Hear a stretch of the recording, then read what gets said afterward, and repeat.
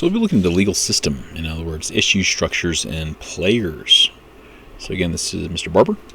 We'll continue onwards, Chapter 2.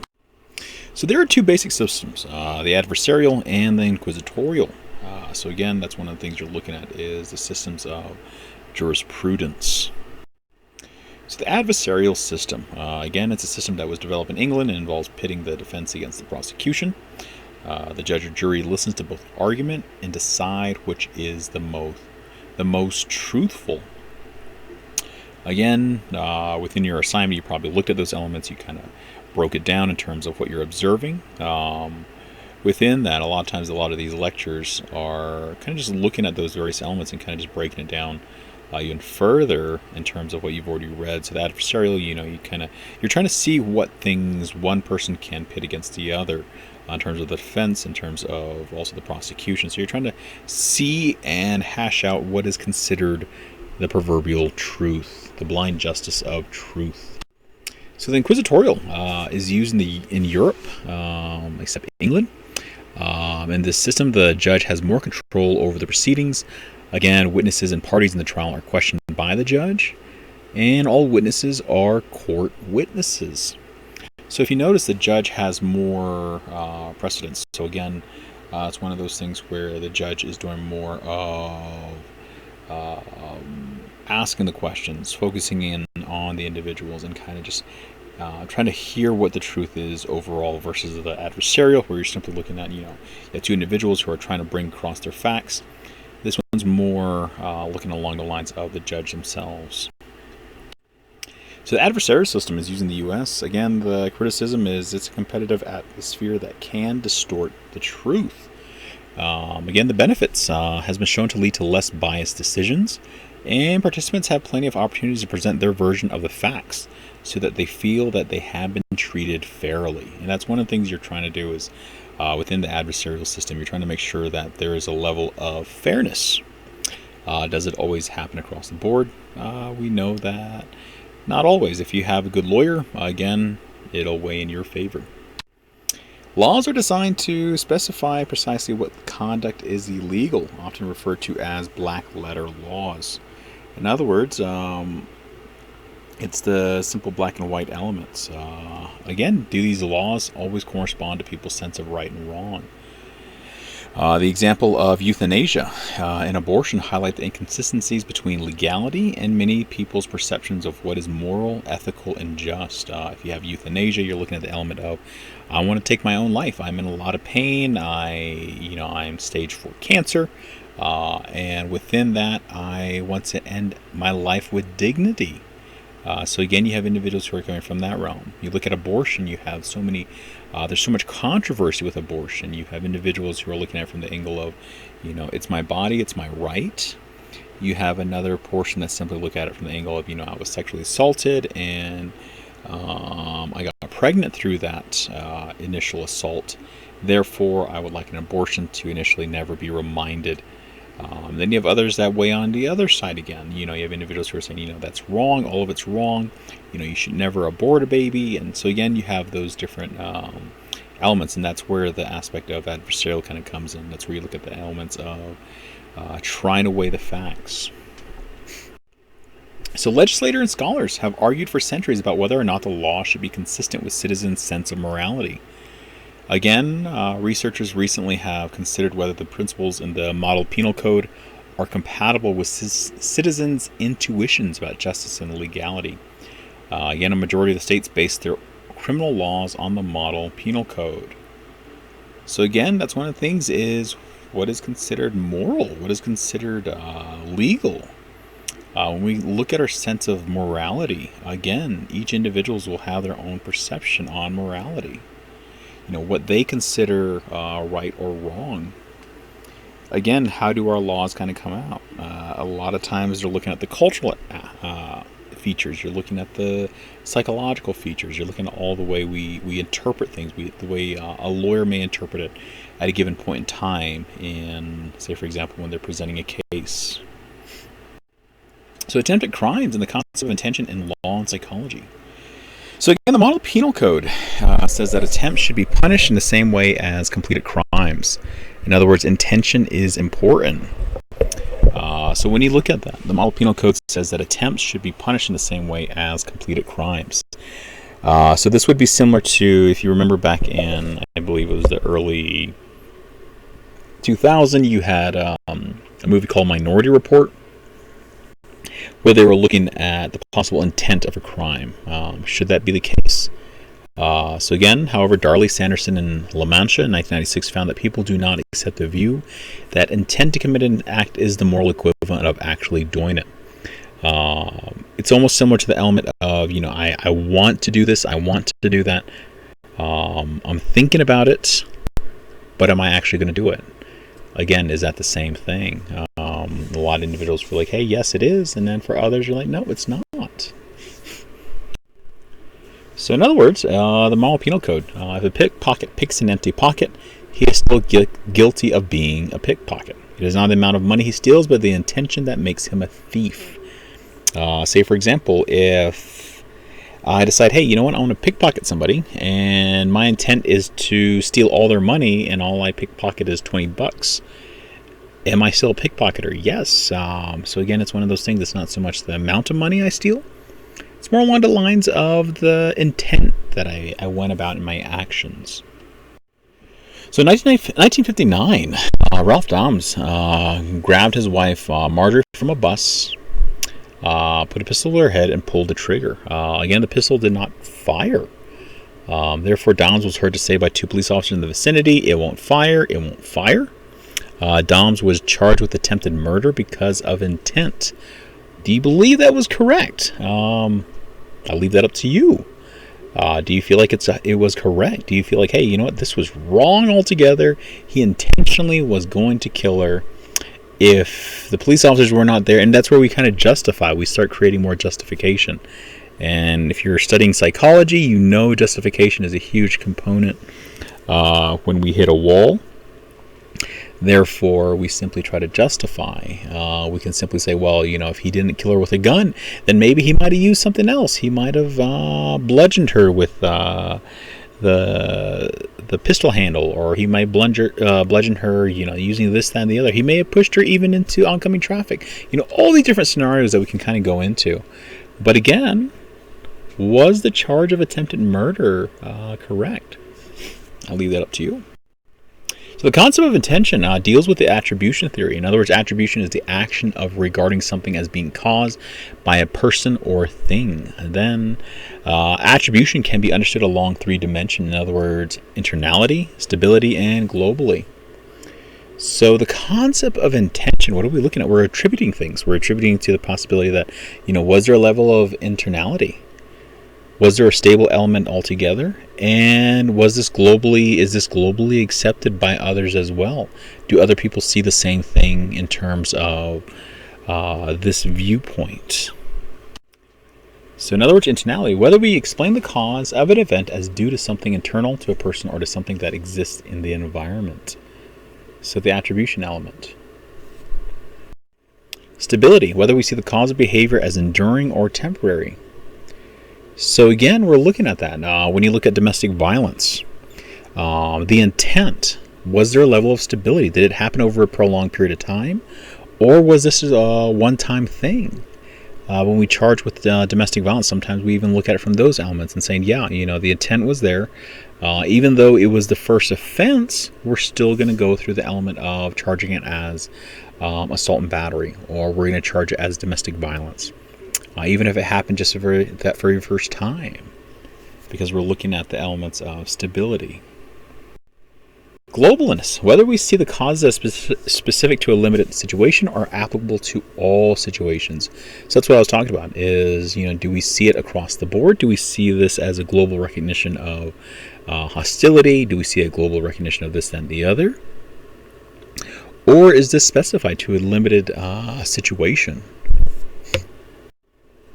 So attempted crimes and the concept of intention. So in other words, an individual who makes internal stable global attributions about an act of misconduct will see an offender as more culpable and more deserving of punishment than a person who offers external, unstable, and specific explanation for the same act.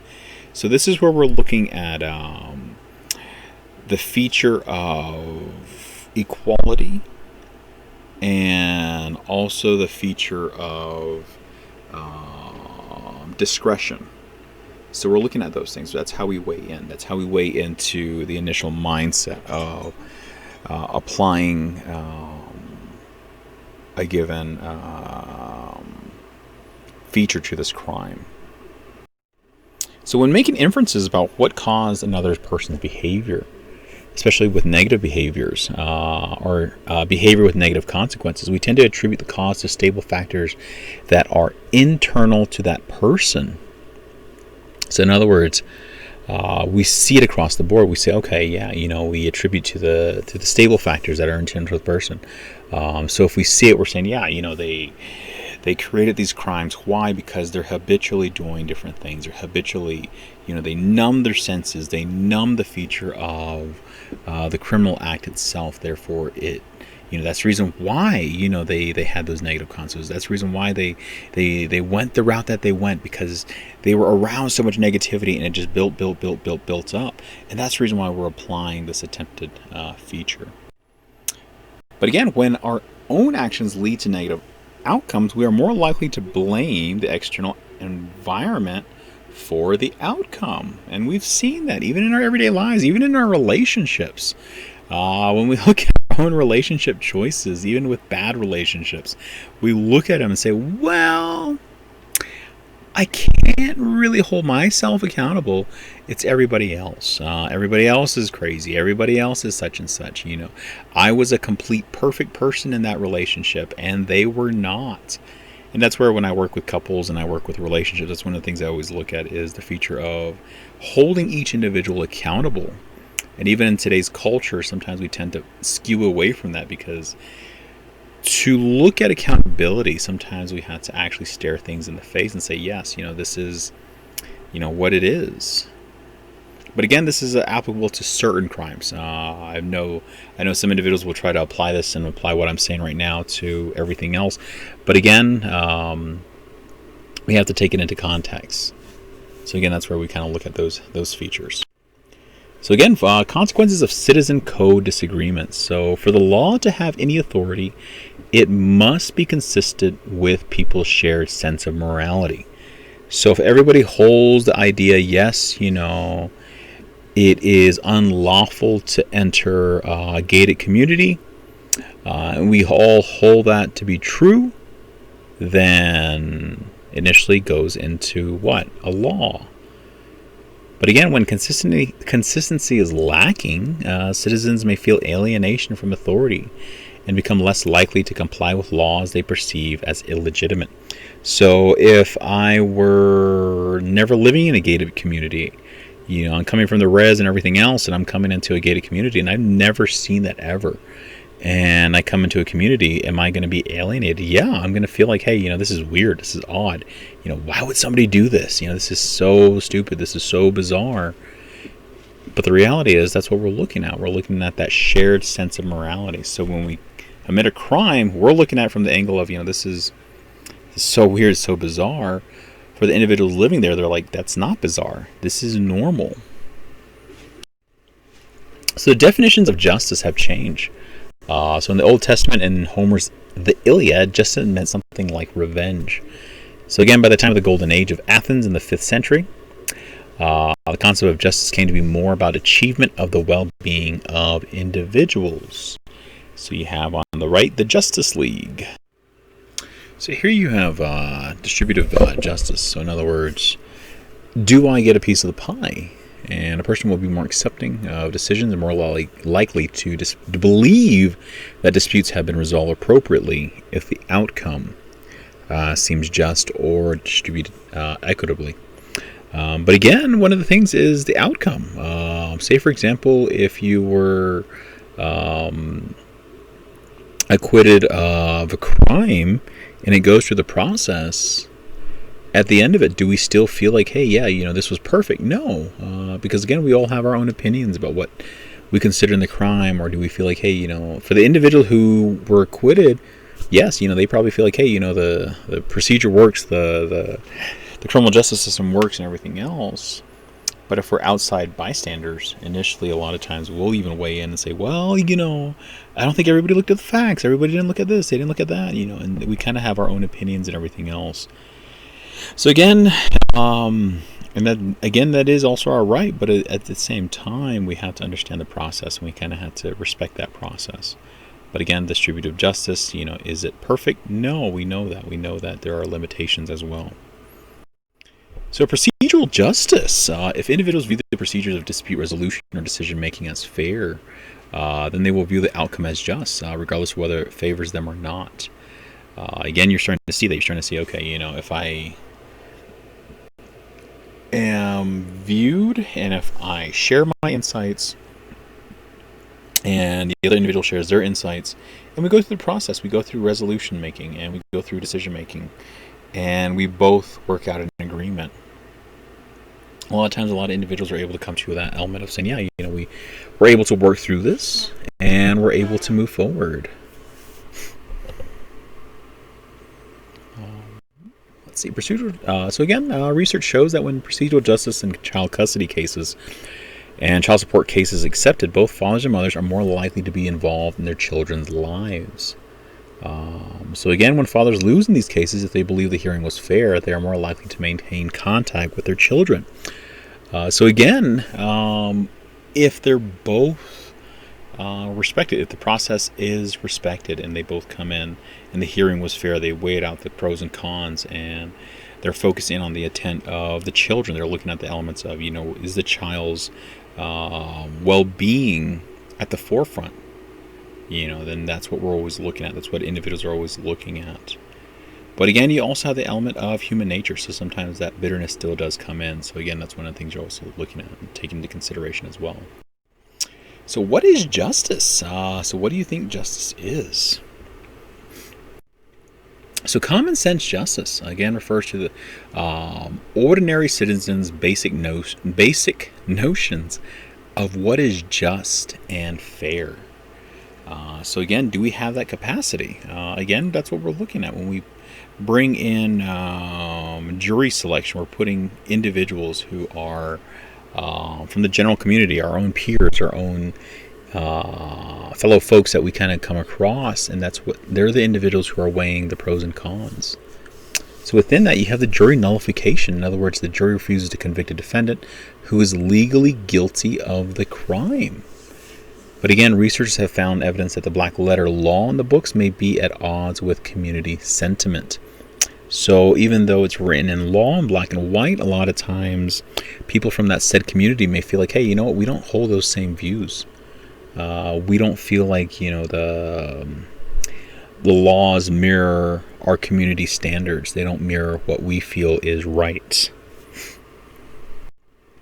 So 3 discrepancies between jurors and intuitions and legal concepts and procedures.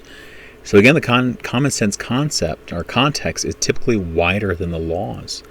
In other words, in a date rape scenario, or when the victim and the defendant knew each other, jurors would be more likely to consider the history of the individuals, both together and apart. Again, that's where you have prosecution and also defense kind of whittling down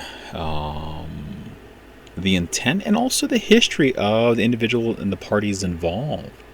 That's the reason why even for domestic violence cases, when they're heard by a judge, a lot of times it's not necessarily even keel.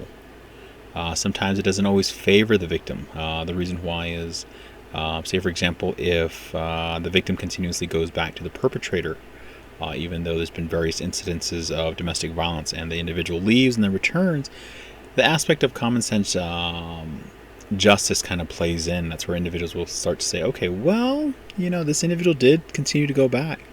Is this going to be beneficial? Probably not.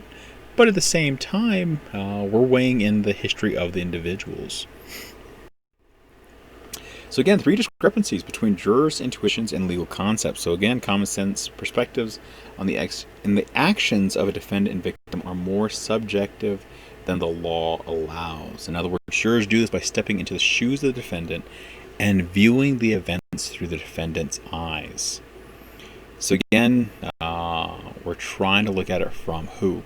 The defendant's perspective, and then viewing it through the defendant's eyes, and also through the various parties involved. They're trying to share all of that. So again, with three discrepancies, observers, jurors take a proportional approach to punishment, whereas the law asks them to consider the defendant in isolation. So in other words, if an armed robber kills a clerk while in the act of a robbery, the felony murder doctrine states that his compliance shares culpability with the murderer. In other words, the getaway driver, the watcher outside, person in the back holding open the back door. In other words, this is the law in about half of the states in the U.S. So again, within that, if an armed robber kills a clerk while in the act of a robbery, the accomplices that are involved also share culpability with the murderer. That's where you have individuals end up, a lot of times they'll take plea bargains or plea deals for turning evidence. They'll share their perspective and say, well, I'll share the other individuals and their names just so I can get a lighter sentence. But again, it's one of those discrepancies that kind of take place within the justice system. So disputes that reach the legal system are often, though not always, resolved in court. We like to think they always are. We like to think that the court system is this purveyor of truth, and within that, all cases come before the judge. But the reality is, various entities have come forth. In other words, new community-based alternatives to standard prosecution are increasingly used. Peacemaking court is also available. You also have DV court. You have child custody courts. You have numerous avenues. You have restitutional features. You have retribution features as well. So again, diversion to an alternative system may occur upon one's first encounter with a police officer, or when the case is referred to any of the several problem-solving courts. Again, that's what you're looking at. You're looking at those features. Is this a substance abuse issue, and does this individual need mental health or behavioral health assistance versus simply sending them to jail? And so that's one of the things you also take into consideration. So state court systems are typically divided into lower courts, trial courts, and appellate courts. So again, the lower courts have jurisdiction over matters such as probate of wills, administration of estates, family matters, and cases involving juvenile offenders.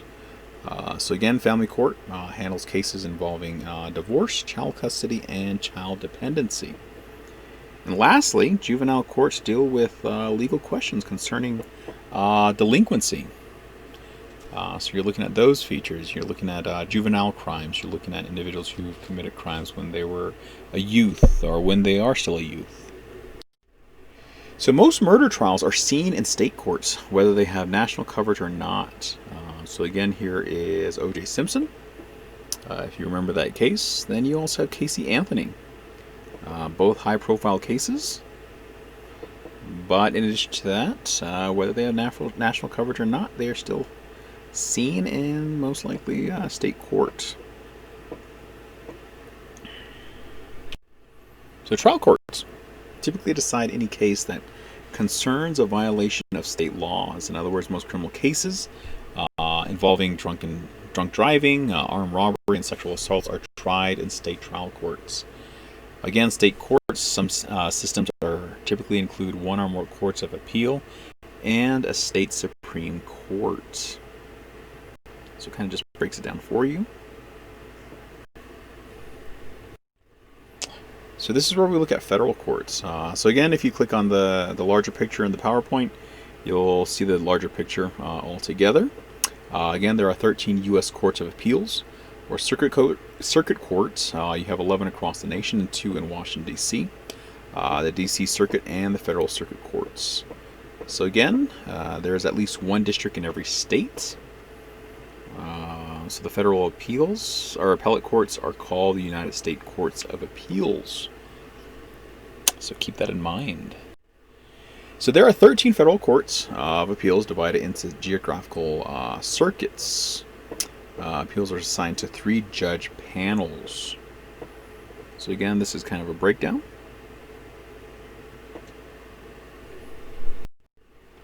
So again, these 13 groupings of federal judges again examine the records, and in other words, documents that the lawyer believes the judge needs in order to decide the case. They'll read the briefs, in other words, the lawyer's written arguments, and they'll listen to the oral arguments before voting, and then decide the case by majority vote. One of the judges writes an opinion explaining why the court decided as it did. So this kind of has a good breakdown. So here you have the 9 Supreme Court justices. And you also have the late Ruth Bader Ginsburg, who died, or who passed away in September 2020 at the age of 87. But again, each one has various elements that they stand on. But again, one of their main purposes is to initially review, has the authority to review state court decisions that involve constitutional or federal law issues. Again, justices of the Supreme Court are appointed by the President and confirmed by the Senate. So here you have 2005, the California legislature passed a law banning minors from buying or renting video games, violent video games. But again, they were taken to the U.S. Supreme Court, and the law was overturned. Again, it was noted that the banning, or the initial banning of minors initially buying violent video games was considered unconstitutional and infringed on free speech. But again, within that, it was considered a significant victory for the video game industry. But again, various justices indicated that this law does need to be re-examined in the future, given the fact of the various improvement in regards to technology. Now we have VR, and we have various elements that kind of have altered, even in regards to the video games now. So within that, you kind of some of those things are kind of being taken into consideration as they're going forward. So again, this law may end up being revisited at a later time. Especially at the rate that even violence has kind of altered in regards to the mindsets. So again, this is a very substantial case. So here you have Terri Schiavo, who again suffered a heart attack when she was just 26 years old, back in the 1990s. Again, she was diagnosed as being in a vegetative state.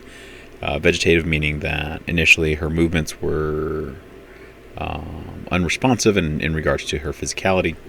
In addition to that, she was simply just being assisted in terms of her bodily functions and stuff like that. So again, she was placed in hospice care and maintained until her husband decided that enough was enough in 1998. But again, the parents, the Schindlers, decided that Terri should not die and appealed to become caretakers for their daughter. Because on one end you have the husband who's indicating, yes, I want my wife to die with a certain amount of dignity. But for the parents, the element of leaving their daughter to initially perish is kind of one of those things where, to what extent is one right and the other wrong? So in 1998, when Michael Schiavo went to court to have the feeding tube removed, the Schindlers counterfiled. Within that, the judge decided in Michael's favor, as did the appellate court. Again, the Schindlers tied the decision in appeals for 5 years. When they again lost, they went to Governor Jeb Bush to block the courts. So within that, Bush responded to their appeal by appealing to the legislature to write a law that he immediately signed, blocking Michael from pulling the plug. Again, Michael sued the governor and the legislator and the courts, and primarily the courts, he didn't sue the courts, primarily the courts agreed, and the feeding tube was once again pulled. So, however, again, U.S. Congress passed a law specifically to put Terri's tube back in, and President Bush signed it again. Again, the bill demanded that the Florida courts look at the Schindlers case. The courts refused, though a friendly judge kept delaying the decision. Again, the plug was finally pulled. So you kind of notice the familial features that kind of go into these various cases. And I know we're looking at the law. Again, this isn't a law course, but we're looking at the law. But one of the things, you look at the mindsets. You look at the mindsets of individuals. You look at the grief of an individual. You look at the husband. One, he's wanting his wife to die with dignity. Parents are looking at it from the other angle of wanting to prolong the life due to the fact that that is their baby. And again, that's one of the things we kind of look at consistently. The uniquenesses of the law itself and the mindsets that kind of go into it. So again, the U.S. Supreme Court. So the justices of the Supreme Court, like other federal judges, are appointed by the president and confirmed by the Senate. Within that, players in the legal system. So you have the judges. So judgments are influenced by personality, as well as attitudes or past experience. And that's one of the things you always kind of find, whether you're even, say for example, you're just simply in a tribal court. You kind of see those same things kind of play out. A lot of times they're working on the morality of individuals. They kind of share their own experiences when they're talking to defendants, or when they're talking to the plaintiffs. A lot of times the judges will kind of share their own personal life tidbits here and there to kind of just indicate, these are the things that I went through, and these are the things that kind of, initially have helped me to make better decisions and stuff like that. And they're also looking at the personality. You have different personalities. One of the things that I used to work with when I used to work with domestic violence cases, you had some judges who are willing to work with you, willing to see justice be done in terms of protecting, offer protection for, say for example, for signing a protection order. And then you had other judges who were looking at it from the other angle of, well, this individual chose that relationship, they need to deal with the consequences. And it was one of those uniquenesses where across the board you had individuals who were, in dire circumstances, but again, it came down to the personality of the judge. So that's where you kind of had to, it was never really encouraged, but the term judge hopping kind of came into play. And judge hopping simply meaning that, one, you're able to jump to other judges that are more, more inclined to favor the safety of a victim, and therefore they'll sign off on a protection order, versus others who initially give a whole morality outlook. Again, a lot of times, what are we looking at? We're looking at morality, but we're also looking at the impacts of a victim. You're looking at the impacts of an individual, and at that moment, do they feel like they want to be scolded, or do they feel like, yes, now is the appropriate time? Again, they are individuals. A lot of them are adults, and so within that, they have their own mindsets as well. So again, that kind of goes into play. So again, how these decisions are constrained by various rules and roles. We are gradually beginning to understand how these robe-cloaked jurists think, and how various structured features of the justice system influence their thoughts. So most state court judges face election. So within that, how our judges are selected, typically the governor makes an initial appointment, and the judge is then retained or not in a popular election. If retained, the judge serves a number of years, after which he or she again runs for retention. Supporters say that this makes judges accountable to the public. A judge who makes unpopular decisions can be removed. And at times we've had to do this. When I was working with domestic violence, we've had to file petitions here and there to indicate that a judge should be removed from the bench because, one, their judgment is skewed, their perspective. They are simply coming from an element not so much of leniency or even bitterness, but they're coming from an area of unfairness. And within that, you want to make sure that when they're on the bench, that they're offering the best legal perspective and the best legal judgment. So within that, judicial retention elections may invite pressure from special interest groups. We see that even in our state elections. There's also concern that judicial elections pose a threat to the fairness and impartiality of the courts. Judges have been found to become more punitive as elections near. You start to see that they want to kind of set an example when they're running for election, whether it's in the state of Arizona or state of New Mexico. You have individuals, and you see that. You'll see their kind of their staunch outlook right before election. You'll see the mindsets kind of going in to indicate, we were always tough on crime, and that's how I'm always going to be. And within that, I will stamp out crime across the board. And if you vote for me again, we will see major results. But again, do we always see that as being a truthful element? No. You see individuals kind of become very lax in their judgment. They become very lax in their initial implementation of the law. And within that, you have offenders kind of riding on the fringe, and you see a level of unfairness. And so you kind of see that across the various across the board. So influences on judicial judgment. So again, there are at least two schools of thought about whether judges' rulings are influenced solely by the fact of a case and the applicable laws, or whether extra legal factors play a role.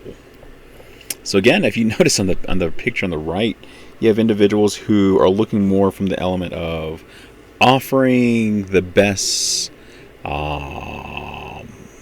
assistance and the best insight, not so much skewed by money, but initially looking at the fairness of it all.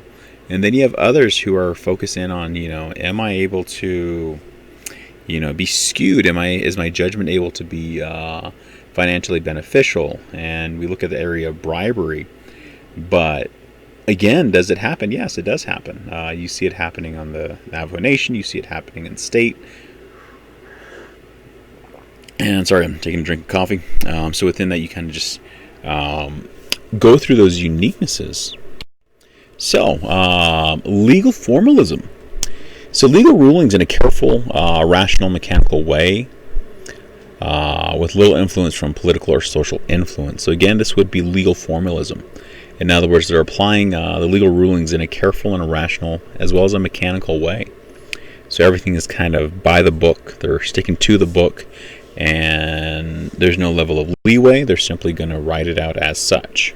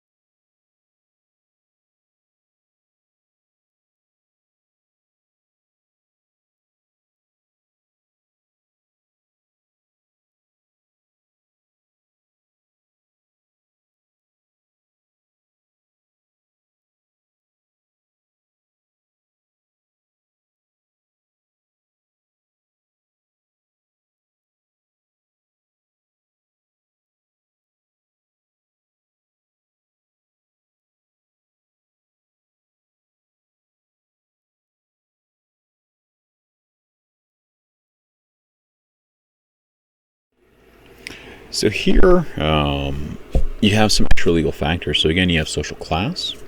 So in other words, sometimes a person from a lower class are convicted to harsh punishments in comparison to those that are from a higher class of offenders. And then gender. I know it's one of those things where we have a gender study course, but gender does play in. It reflects in sentences regarding sex-based discrimination or even equality between men and women, where female judges tend to adopt liberal positions, and for males, vice versa. Then you have factors such as time. So again, the decision-making before or even after a lunch. One of the biggest things that I used to try to encourage is to try to see if we can schedule a domestic violence case before lunch versus after. After lunch, it kind of a lot of times, and again, this kind of just plays into the humanity of it all, or the human qualities, and it kind of just goes into the skewed judgment and so forth and so on. So again, those are the various factors that kind of go into the extra legal factors that kind of play out. Again, there's numerous additional extra legal factors. Say, for example, if the juvenile's attitude in regards to the crime, age goes into it, and also just the element of, will this individual who's been in my courtroom numerous times, are they going to actually do what I tell them to do, or are they simply going to re-implement the criminal activity again after they leave the courtroom? So influences on judicial judgment, personal experience. So again, evidence suggests that trial judges do reflect on their own experiences, assumptions, and biases when reaching decisions from the bench, especially when the decision involves some leeway. In other words, it allows a sentencing range to harsher to even lesser. So again, it's one of those things where, though, at times judges will tell their whole life story to the initial perpetrator, so as to kind of give them the perspective and everything else. But at times, what can happen is it just continues to drag on. When I used to work with DV cases and just cases in general, one of the things you kind of realize is sometimes the judges will kind of go on this whole spiel of their own personal life, and there's nothing you can necessarily do because, one, they are the judge, but within that, you kind of just sit there for the long haul. And if you realize and if you know the judge, you kind of notice the various factors that kind of go into it. But you kind of just pick up on those things, and you kind of just register the fact that this judge is going to be talking for a long period of time, and so that's kind of what you end up accounting for and stuff like that. And so those are kind of the uniquenesses of my experiences again. So again, until recently, federal judges were almost all exclusively male. Racial minorities and avowed homosexuals were also underrepresented on the bench. Although there is a small bit of evidence that judges show in-group bias, in other words, the tendency to favor one's own group, their decisions generally cannot be predicted from their gender or race alone. Again, that's one of the things is there are numerous other factors that kind of influence those judicial judgments. So again, decisions by federal judges appointed by Democratic presidents differ from those of judges appointed by Republican presidents. This suggests that judges' attitude and predispositions do influence their decisions correspondingly. Most social scientists favor the legal realism perspective. So again, legal realism is the one that I went over earlier. So motivated reasoning. So how do they decide? Typically outside of a person's awareness. Cognitive psychologists have proposed two process models of human judgment which are useful for understanding how judges make decisions. So within that, you have intuitive processes that occur spontaneously, often without careful thought or effort. Initially, it's kind of just very sudden. It kind of just happens primarily on the element of emotionality, versus the other, which is deliberative processes that involve mental effort. So in other words, there's a level of mindfulness in terms of the case itself. They're wanting to see justice through. Within that, there's a level of concentration, motivation, and the application of the learned rules. So again, there's a level of it's almost as the deliberative process is more scientific versus the intuitive is more knee-jerk reaction. So again, although judges try to make decisions by relying on facts, evidence, and legal rules rather than their own personal biases, the reality is they are ordinary people. Therefore, they tend to have a more intuitive reaction. I think we've seen this on Judge Judy. We've seen this on the People's Court. You'll kind of see this knee-jerk reaction kind of taking place. Again, quick judgments can be overridden by complex deliberative thoughts, but judges must expend the efforts to do so. So again, judges have been shown to use intuitive decisions to respond to suggested damage awards, description of litigants, conduct, and inadmissible evidence.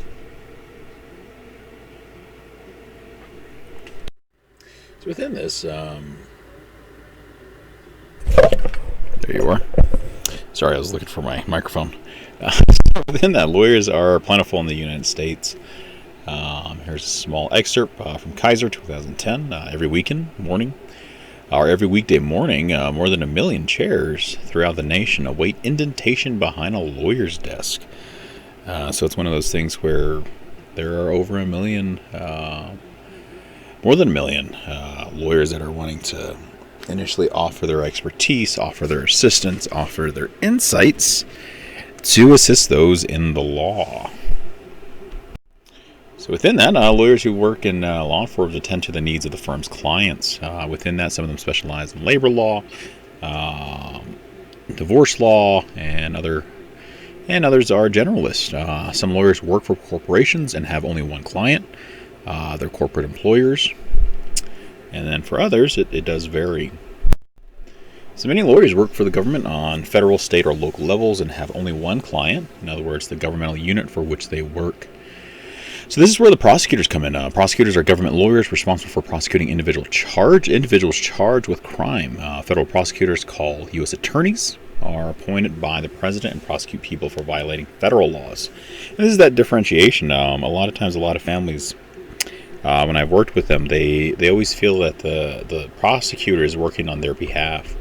The reality is, no, they are not. They're working for either the tribe, and they're working for the people. So that's kind of one of the things that we kind of always have to differentiate. And I've had individuals who were crushed when, say, for example, the prosecutor went in a different direction, and the client or the individual that initially was in need may feel like, hey, they went in a different direction than I wanted them to. And that's where you kind of have to initially explain to them that they're not necessarily working for you. If you do want them to work for you, or if you do want a legal insight, again, you would have to hire your own lawyer, and that's where kind of a lot of individuals will kind of come from that other angle. But on the Navajo Nation, one of the things that we always, the uniqueness that kind of came across was the element of public defenders. On the Navajo Nation, there's not necessarily a public defender. A lot of times you're having to find a lawyer. Like, say, for example, if you're working there in the state of Arizona, again, you can have a public defender. But on the Navajo Nation, it's a little different. So within that, a lot of times individuals are having to hire an attorney to help them with legal matters. And on the Navajo Nation, it is pretty. You have a lot of lawyers that are pretty. How would you call it? Pricey. That's one of the things, is if you want the best. Again, you're going to have to pay a pretty penny. But the other avenue also is DNA, which is another program on the Navajo Nation. But bear in mind, if you do go through DNA, they will only work with one party. Say, for example, if they're working with one individual, hopefully they had not worked with that individual prior. If they have, then they will work with the other individual, and vice versa. But a lot of times their insight is kind of primarily based around the element of initially offering legal expertise and legal help to a lot of individuals if they are not, if they are initially financially strapped. But in addition to that, when I've worked with DV advocacy and everything else, a lot of times, even with just general cases and everything else, one of the things you can also do is to look into the yellow pages, and sometimes even DNA will have a listing of lawyers that are willing to do cases pro bono, and pro bono meaning they're willing to do it for free. And within that, it's kind of like a public obligation due to the vast insight that they've gathered and everything else. A lot of times they'll try to give back to the communities and everything else, and they're willing to do various cases for free.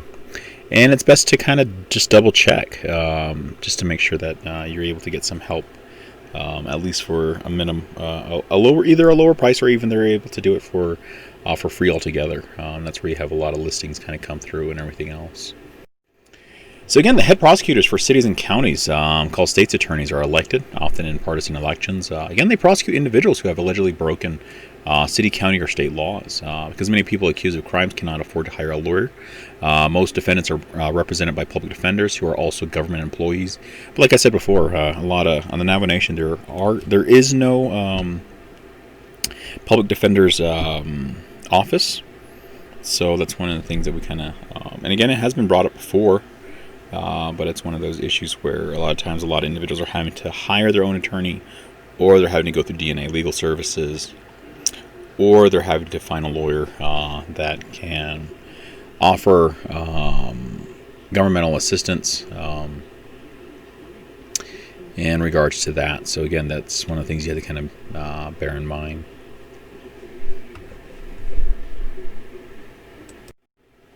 So here you have Clarence Gideon. One of the things is this kind of looks into the area of the public defenders, and this goes back to a case of Gideon v. Wainwright, 1963. Again, it focuses in on Clarence Gideon not having the right to be represented, even though he was not able to afford an attorney. Again, nearly 2 years after he was sentenced, Gideon was given a new trial. Again, with the help of a free court-appointed attorney, he was acquitted. And that's one of the things you kind of look at as the element. A lot of times, a lot of individuals are either at the wrong place, wrong time, or just various circumstances that kind of place them at the wrong place and everything else. And sometimes some individuals, believe it or not, are actually innocent. And that's one of the things you have those features that kind of go into that. And a lot of times, a lot of individuals always feel like, hey, this person is obviously guilty. But the reality is, we're all human and we all make mistakes and everything else. And so that's kind of one of the things that we kind of come across. And so for this individual, again, with the help of a public defender, and this is kind of just going predating and everything else, but it's one of those things where he was able to be acquitted. So American lawyers of the 18th and 19th century typically learned to practice law through their apprentice method. A lot of times they had a lot of apprenticeship. Again, influenced by the ABA, the states gradually increased the educational requirements for taking the bar exam, first requiring some college and then some law school, and finally graduation from an accredited law school. With that said, Navajo Nation prior used to, for prosecutors, they didn't necessarily have to have a law degree. They could have a 4-year degree. It could be in anything. It could be in psychology. And within that, they initially just had to take the Navajo Nation bar exam. And as they took it, again, it's one of those things where if they passed it, great. And then they would be barred in the Navajo Nation. And within that, they'd be able to practice and offer legal assistance as prosecutors or even as court advocates and everything else. But that's one of the things that you kind of had to look at. Again, there's re-examination of that as well. I think now currently, if I'm not mistaken, there has been some changes made, and that's where I'll go into with the next slide. So here you have kind of a breakdown of the initial qualifications. Again, qualifications are required for persons who are not a enrolled member of an Indian tribe. Again, if you look at it, they have to be in good standing. Again, these are individuals who are not an enrolled member. They have to have, if you notice that, number 2, is a graduate of an American Bar Association accredited law school, indicating that they have to have at least a law degree, in other words, a Juris Doctorate. But if you are, and this is the difference between that and an individual who is not enrolled versus a person who is enrolled of any Indian tribe, in order to take the Navajo Nation bar exam, number 1 is an enrolled member. Number 2 is a graduate of one of the following: either an American Bar Association accredited law school, or B, an accredited 4-year institution, in other words, a bachelor's degree, or C, a paralegal training program. Again, these are the uniquenesses. You see the difference. You see the juxtaposition, and that's where I indicate those uniquenesses that kind of play out on the Navajo Nation. Again, for law schools and legal education, Sheldon and Krieger, 2004 and 2007, have found that attending law school tends to undermine students' values, motivations, and mental health. And the reason why is it's stressful. you have a lot of individuals who go into the law program, end up burning out because of the initial stress, the initial impact, and also the aspect of the values. Again, you're going into the area of ethics, but you're learning the law based upon the element of, who am I going to be assisting? Am I going to be assisting from various points? Again, they suggest that psychological dysfunction is related to changes in motivation that occur over the course of one's law school career. So again, that's one of the uniquenesses that kind of happens for individuals who are going into law school. Within that, Sheldon and Krieger again use Deci and Ryan's 2000 self-determination theory of optimal motivation to explain the situational and personality factors that cause positive and negative motivation and eventually changes in subjective well-being. Again, you can click on the picture for the article. Again, this is listed in your syllabus, not syllabus, in your PowerPoint. So within that, you'll find that in this PowerPoint. So you can click on the article and everything else. Lawyering made me crazy. Sheldon and Krieger, again, found that the increase in mental health symptoms in the first year of law school was correlated with a decrease in intrinsic motivation.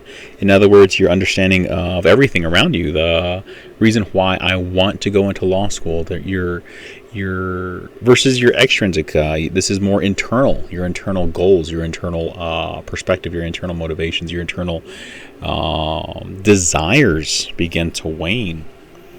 Because initially you may have gone into it with a bright-eyed and bushy-tailed kind of perspective of, I want to help. But then when you go into it, you realize, there are so many other stressors that kind of begin to change just due to the increased stress, the increased learning, and everything else. And again, in the first year, students moved from pursuing their professional goals for reasons of interest and enjoyment, again, intrinsic motivation, to pursuing goals that would please and impress others. In other words, the extrinsic. So first they were going at it for themselves, and as time progresses, what ends up happening is they end up trying to do it for others. They end up trying to do it for, say for example, when you go to law school, it's pretty pricey. So within that, you kind of have that additional motivation of, I need to do it, because if I don't, then I just lost out on a ton of money for tuition, and within that, I don't want to lose out, or I want to lose this, that, and the other. And a lot of times you're already so far into the program that turning back is kind of one of those things where they don't want to lose out on the initial time they've spent learning all the various concepts. So again, although 81% of lawyers questioned in an American Bar Association Commission survey said their work is intellectually stimulating, only about half the respondents voiced satisfaction. And only 40% will recommend that others pursue law as a career. Again, here's a little tidbit. I'm a law student. I have this weird self-esteem issue where I hate myself, yet I still think I am better than everybody else. And initially, that's what ends up happening. And that's where we'll kind of go into it. I believe it's in the next slide, the next PowerPoint. We'll begin to look at the elements of the psychological makeup of lawyers. So again, non-white lawyers tend to be less satisfied than white lawyers, although they still recommend a legal career to others and tend to regard law as a promising career, opportunity. Again, lawyers are generally less satisfied than judges or law professors. Again, with lawyers, you're working under various time constraints. You're initially putting people's lives in the initial proverbial balance. You have individuals who are depending on you to hopefully win the case. And initially within that, it's a high level of stress and also a high level of anxiety. And then you're also having to convince, say for example, if you're going to jury or if you're going to trial, or even if you're just going across in various cases, you're having to make sure that everything is, all the paperwork is processed, everything else is done in a timely manner, so long as you get paid. And the best work you end up doing is at times, highly stressful. And so again, you begin to, the elements begin to wane. You begin to question why I went into this. I have a good friend of mine who's a lawyer, and she expressed that. She expressed her uniqueness in that she loved the job, she loved everything about helping, but at times when she's working with various ethnicities, She thought, considering the fact that she was a minority, she thought that, everybody would kind of work with her. But she indicated that, there's been times where, working with various ethnicities has been highly stressful, because a lot of times you have individuals who feel like, hey, I don't really regard your ethnicity. I just simply want you to handle my case, and that's about it. And so when you're working with that, sometimes you have the element of, is the individual that I'm helping going to tell me everything? And that's always a reality. You have individuals, when you're working with individuals across the board, you're hoping that they'll tell you everything regarding a case. And there's been times where, when you're offering legal advice and legal insights, you're hoping that the client that you're working with is going to tell you everything about the situation, everything that has happened. Because if they don't, what's going to happen is, when you're in trial, or even when you're processing the case, what ends up happening is new evidence arises, and that can undermine your whole case in a nutshell, and end up having an unfavorable ruling, which then can impact how the client may view you, and also put additional stressors. And within that, it leads to all these various anxieties. So again, lawyers without typical lawyer traits may be most discontented by the practice of law. So again, principles of therapeutic jurisprudence, use of the law may promise a less adversarial future for lawyers. So therapeutic jurisprudence is primarily just that element of offering a different avenue, rather than simply putting a person that may have committed a criminal act, rather than simply putting them in jail or in prison. Therapeutic jurisprudence kind of just offers that additional leeway. So it kind of takes that pressure off of the individuals that are prosecuting the case, as well as the defendants who are, not defendants, but the lawyers who are defending you. And so within that may lessen the burden, because a lot of times you have a lot of individuals who, whether they're, and again, this comes from just my experience of working in the correctional facility. A lot of times you have a lot of individuals who are incarcerated, but they're also making threats here and there to their lawyers, because one, if they're in there a little bit longer, it impacts their overall future. And so again, that's one of the other elements, and that's why a lot of times you have individuals who have those high levels of stress. And so therefore, if they're not having those lawyer traits, again, it may impact them at a later period of time. And I'll go into the lawyer traits in the next slide.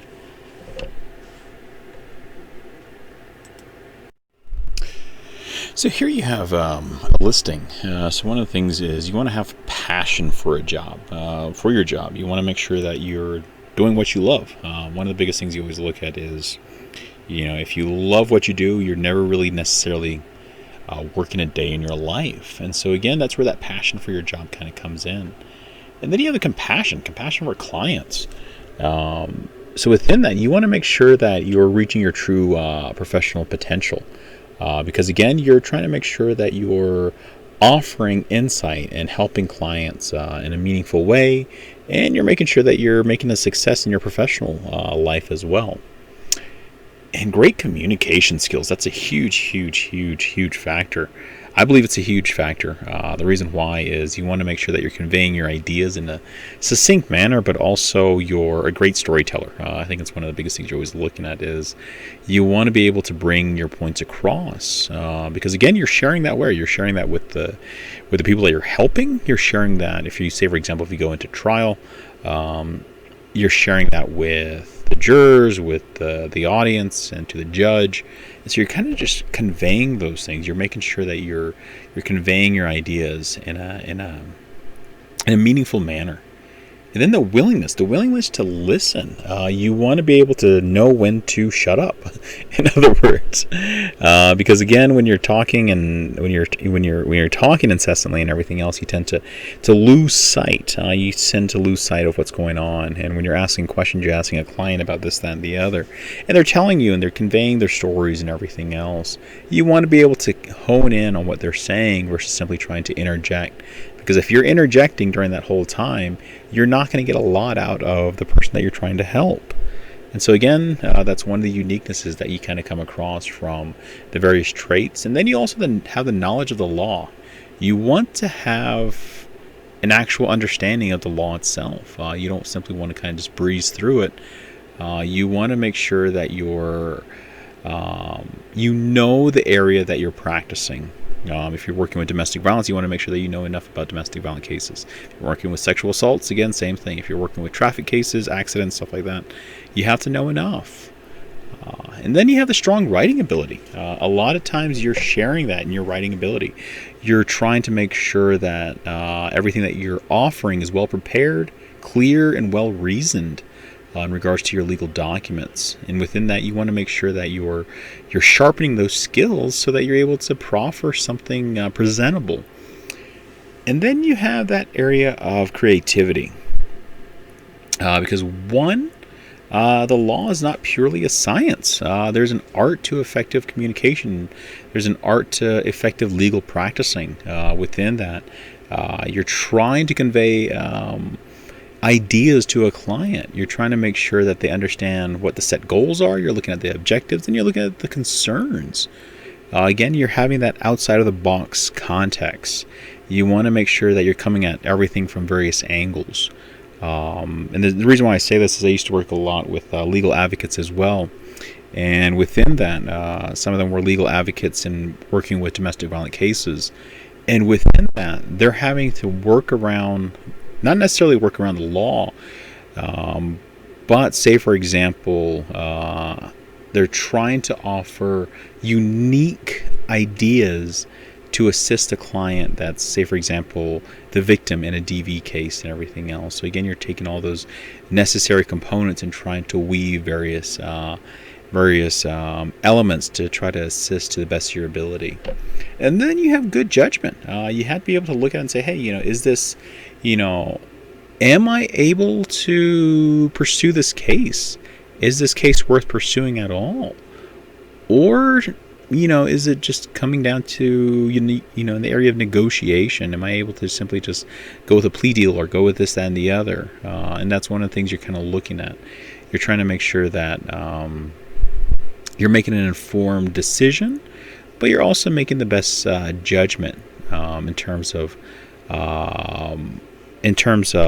working with your client. And then you have to have a level of healthy skepticism.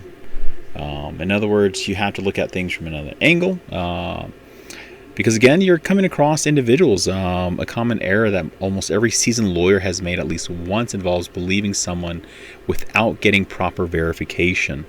Again, sometimes we end up making that error. Any individual makes that error. Even in the area of counseling, you end up making various errors throughout. But again, in the area of the law, you want to make sure that you have a healthy skepticism, because again, you're looking at things from their perspective, but in addition to that, you're wondering, what if this person is lying to me? What if this person is telling me a whole fib and they're not necessarily telling me the whole truth? And within that, I need to find out the whole truth so that it helps the individual in the long run. And then perseverance. In Law & Order, or in a lot of crime shows, everything is wrapped up in an hour, and everything goes to court, or everything goes through the legal process, and it's over.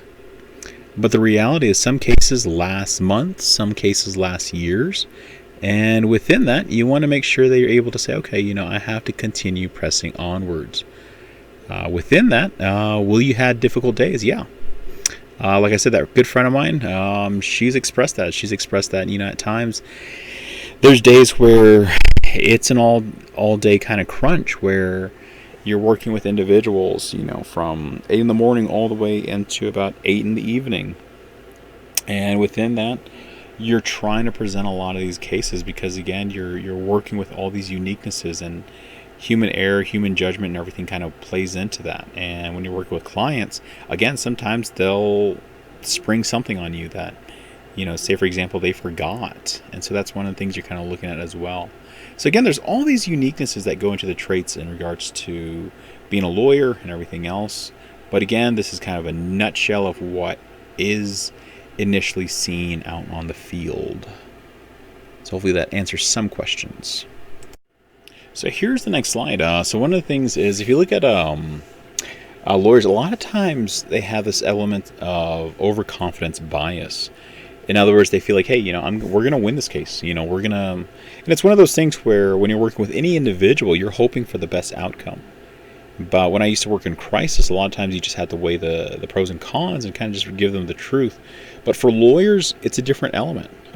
They're not necessarily just trying to give them the truth, but they're also trying to pepper in various elements to ensure that the client is able to press forward, so that they're also able to get paid.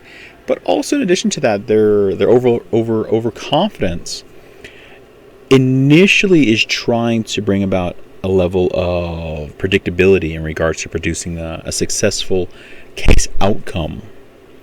And so it's a lot of times that's really what it comes down to, is that element of be overly confident, even if it means simply fudging this or that, just so long as we can press forward and win this case. Within that, lawyers have to make predictions about case outcomes years in advance. The reason why is sometimes some lawyers are on retainer. Within that, these are probabilistic estimates. In other words, the correct answer is not yet known, therefore they're going to throw out an initial projection. Again, lawyers, like all, make more optimistic predictions about events in the distant future than in the near future. And so within that, they may be looking at the long term versus the short term. And so within that, that's one of the things is you have a little comic on the side. But it's one of those things where they can overestimate, and they can create various issues for themselves as well as for the client that they're helping. And another one is the lawyer's overconfidence is their belief that the outcome of a case is largely under their control. In other words, the illusion of control. They feel like, hey, yeah, I got this. I know what I'm doing. I have everybody in my pocket. We can win this case. We're going to win this case. But the reality is they may not have in the bag. And within that, it may impact their future as well as their financial future, as well as the client's initial future as well. So within that, seeking feedback from other lawyers can help lawyers make more accurate predictions about future case outcomes. Again, that's where a lot of times you have a lot of debriefing happening. Researchers found that discussing the value of a case with just one other person led to the most accurate assessments. And again, that's where you're kind of looking at those things. And again, that's where we try to offer those elements of kind of reanalyzing the case from different perspectives. That's the reason why peer assessments are really valuable. A lot of times, like I said, when I have a good friend that's a lawyer, so again, that's where we kind of bounce ideas off one another and kind of just go from there and kind of just garner a better sense of what the next direction would be for a given case. So in this next slide, you'll find kind of an employer search for lawyers. So moving forward. So here you have this. So you're going to start off on the left. So again, you're going to look through that. Prefer to live in a close proximity to family. Again, these are primarily just looking at the employer standpoints. But it kind of gives that real world outlook of saying, okay, if I'm going to go through with this, I'm going to go forward with this, I have to have a better understanding of what I need to prepare myself for. Again, that's one of the things you're considering. Things to consider, you have lifestyle, you even have the elements of clients. What type of clients am I going to be working with? What type of clients do I want to work with? And that's what you're really always looking at. You're looking at those elements and kind of just having that real world perspective. So again, if you have any questions, feel free to let me know. And if you have any concerns, let me know as well. Have an awesome day. Be amazing. Change the world. Adios. Hagoin it. See you guys when I see you.